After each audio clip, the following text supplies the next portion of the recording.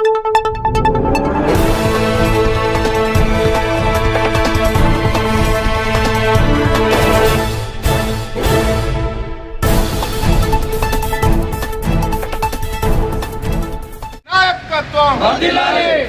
తెలంగాణ, జై తెలంగాణ. గత ఆదివారం రాత్రి ఏదైతే దేవాదుల కన్నమైనగూడెం డ్యామ్ నుంచి రైట్ కెనాల్ ద్వారా వచ్చేటువంటి వాటర్ని, దేవాదుల ద్వారా వచ్చేటువంటి నీటిని, పంచనపేట మండలానికి వచ్చేటువంటి నీటిని కొంతమంది రైతుల రూపంలో ఉన్నటువంటి క్రిమినల్ చర్యలు చేపట్టి ఈ మండలానికి వచ్చేటువంటి నీటిని చోరీ చేసి ఈ మండలానికి రాకుండా అడ్డుపడి దాదాపు 6 రోజుల నుంచి ఈ ప్రాంతానికి నీటిని అందించకుండా ఇక్కడికి వస్తున్నటువంటి నీటిని అడ్డుకొని ఈ ప్రాంత రైతుల యొక్క ప్రయోజనాల్ని, అలాగే ఈ ప్రాంతం యొక్క ప్రజల యొక్క మనోభావాల్ని దెబ్బతీస్తూ ఇక్కడ రైతులను నానా హరికోస పెడుతున్నటువంటి ఇరిగేషన్ శాఖ మీద మేము యుద్ధం ప్రకటిస్తున్నాము.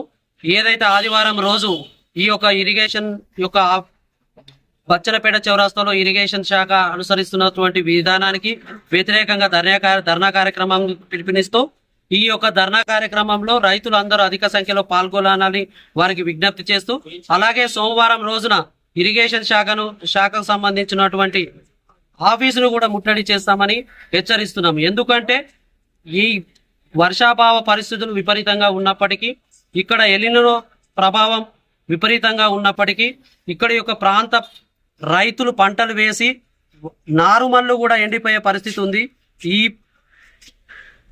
ఈ యొక్క పరిస్థితులను దృష్టిలో ఉంచుకొని ఖచ్చితంగా ఆ యొక్క కాల్వను రిపేర్ చేసి ఈ ప్రాంత ప్రయోజనాలు, ఈ ప్రాంత రైతుల యొక్క ప్రయోజనాలను కాపాడాల్సినటువంటి అధికారులు ఇక్కడ ఉన్నటువంటి మొండి వైఖరి ప్రవర్తిస్తూ ఇక్కడి యొక్క రైతాంగం యొక్క మనోభావాన్ని దెబ్బతీస్తున్నారు. కాబట్టి ఖచ్చితంగా ఆదివారం నాడు డాక్టర్ పల్లా రాజేశ్వర రెడ్డి ఈ ప్రాంత ఎమ్మెల్యే గారి ఆదేశానుసారము మేము రైతుల ఆధ్వర్యంలో మా పార్టీ తరఫున మహాధర్నాకి పిలుపునిస్తున్నాం.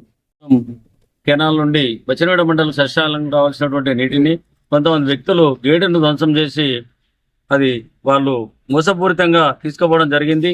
వారి మీద చర్యలు తీసుకోమని చెప్పి ఇరిగేషన్ అధికారులకు, పోలీసు అధికారులకు ఫిర్యాదు చేసినప్పటికీ వారు చేస్తారని చెప్పి అధికార పార్టీకి సపోర్ట్ చేస్తూ ఇవాళ రైతులకు ఇబ్బంది పెడుతున్నటువంటి అధికారులను కూడా మనం చర్యలు తీసుకోవాల్సిన అవసరం ఉంది. అట్లే వారి మీద కూడా చర్యలు తీసుకోవాల్సిన అవసరం ఉంది. చెర్లను నింపి ఈ రోజు దాటిపెట్టినటువంటి పొలాలన్నీ కూడా ఎండిపోతా ఉన్నాయి.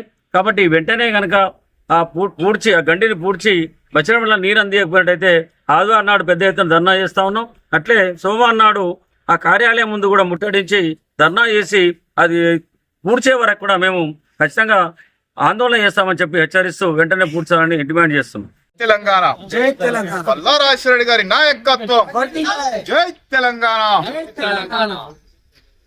బచ్చనపేటకు తీవ్ర కరువు మండలంగా ఉన్నది.